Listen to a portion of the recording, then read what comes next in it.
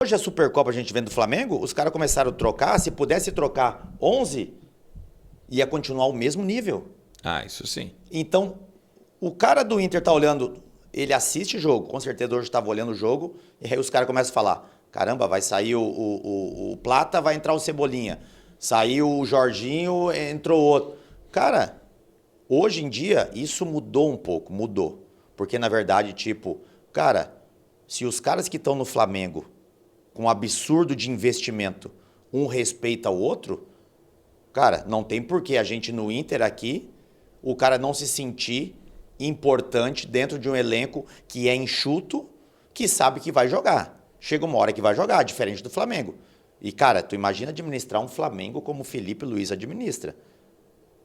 É complicadíssimo. Mas aqui, com certeza, Pesolano, Abel, esses caras... Pode ver, se a gente for pegar hoje aí, quem não jogou no Inter hoje ainda?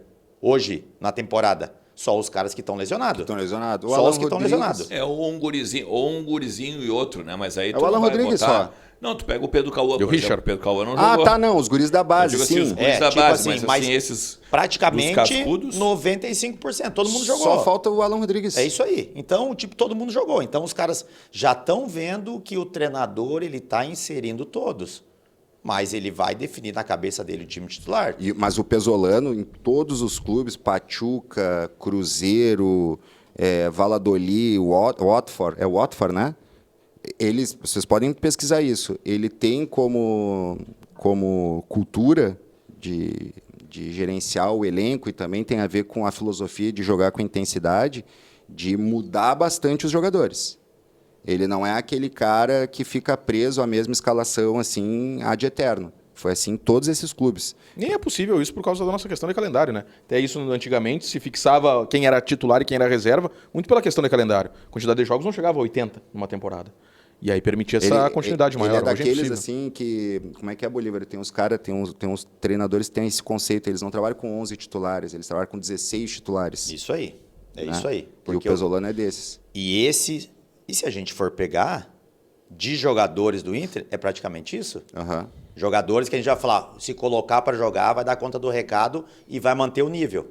Então, o Inter é praticamente isso, cara. E isso não tem coisa melhor do que, pô, o cara me colocou, Claro. Porque daí, tipo assim, tem aquela questão, né? Nossa, ali do 5 e do 8. O cara me colocou, esse aqui não foi bem. Ele pula uma casa, agora é a chance do outro. Uhum. Pra ver quem que vai abraçar, entendeu? Mas a gente falou, hein? E os caras cuidam, hoje em dia, a gente usa estatística os jogos, mas lá dentro são os minutos. É por minutagem de jogo.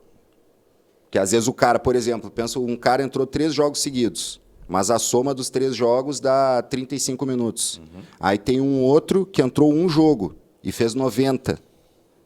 Aí tu entrou em 3, mas o outro jogou 90, tu jogou 30. Existe isso é uma informação, é um fato. Não, com certeza. Assim, ó, cara, se tu for pegar e analisar, a gente está falando do 11 inicial ali, né? Com o Vidagra, o Paulinho, o Alan Rodrigues, o Alan Patrick e os 2 atacantes, o Alejandro com o Borré, mas aí tu tem os outros 5. Vamos botar o Ronaldo. O Ronaldo no sentido de primeiro volante. O Ronaldo, Carboneiro, Vitinho. Thiago Maia. Para botar o Thiago Maia junto. E o Bezerra, daqui a pouco, Acho que o Bezerra Bruno Henrique. Não, tô botando assim, jogadores que tu tenha para grupo para um segundo tempo, nos reservas, entendeu? Sim. Não sei, o problema é esse. Eu já falei do Bezerra, a gente não tem reserva para acho que o Bezerra ainda não é uma atacante. alternativa para um jogo de Série A. Talvez ele venha a ser durante o ano. Hoje a gente não dá para botar essa categorização nele. A gente não tem um atacante, tipo assim, ó, segundo atacante como Borré ou um camisa 9 para pegar e reforçar. A gente vai ter só os extremas, né? O Vitinho até pode jogar de segundo atacante, mas um outro 9 a gente não tem. Com a chegada do Alejandro, diminui um pouco a preocupação no setor. Para mim, hoje, o setor que grita pro reforço é o gol, com a saída do Ivan. Eu acho que é perigoso a gente ir para um campeonato brasileiro com o Rocher, que a gente espera que possa ter uma temporada com mais sequência dentro do campo, né? Tô contigo. Teve muita lesão. E o desempenho dele ainda não é confiável. Tomara que ele engrene e possa se converter naquele goleiro que a gente sempre esperou que ele fosse aqui no Inter. E o Antony, pelo que a gente tem de referência de 2 anos aí, quando foi acionado no primeiro nível de exigência, que é a Série A, infelizmente a resposta ainda não foi das melhores. Teve jogos de insegurança. Tomara que tenha sido uma estrada de crescimento. de aprendizado para ele, para que nesse ano ele possa, quem sabe, dar o salto na carreira. Mas o Inter precisaria, me parece, ter uma alternativa a mais da experiência no banco em relação ao Mas gol. é que essa tua alternativa, ela é correta, cara. Porque olha só, se vocês lembrarem, o Rocher, ele era titular, depois vem o Ivan, depois vem o Antony. Era essa a ordem. Aí o Ivan vai lá e ele lesiona o joelho. Tá? Início de 2024. Isso. O Antony sobe mais ou menos de forma fixa ali. Isso, exato. Exatamente. Daí sobe o Antony para jogar. Só que depois eles buscam o guri do time lá do Nova Rio de Iguaçu, Janeiro, Fabrício. do Nova Iguaçu, Fabrício. Não, um guri, né? Era Um guri. um senhor de quase 40. 40 e Sim. 30 e poucos, 40. sim. Justamente porque, para não ficar na mão do Antony, e o outro era o Diego, Era se o eu não me Diego engano. Esser, acho que com 18 anos era o reserva do Antony naquele início brasileiro. De e Gauchão a- em 24. Exato. Então, assim, um parceiro até botou nos comentários de um vídeo meu que eu disse assim, eu não venderia o Ivan. Eu não teria vendido o Ivan. Porque eu manteria o Ivan e o Antony. Quantas vezes a gente já chegou nos últimos anos, ter que utilizar o quarto ou quinto goleiro porque teve um Isso. problema com todos os anteriores? Isso aí. E ter 2 goleiros só com rodagem na Série A é pouco. Depois a terceira opção é o Caô Jesus, que nunca jogou profissionalmente Isso. pelo Inter em nenhum O lugar. que o cara comentou no vídeo quando eu falei sobre isso, de não vender o Ivan, foi exatamente o que tu falou. Pô, mas aí não vende o Ivan e barra os guri da base. Daí eu contrapus dizendo o seguinte, tu escala o Cauã Jesus contra o Flamengo? Tu não escala o Cauã Jesus contra o Flamengo.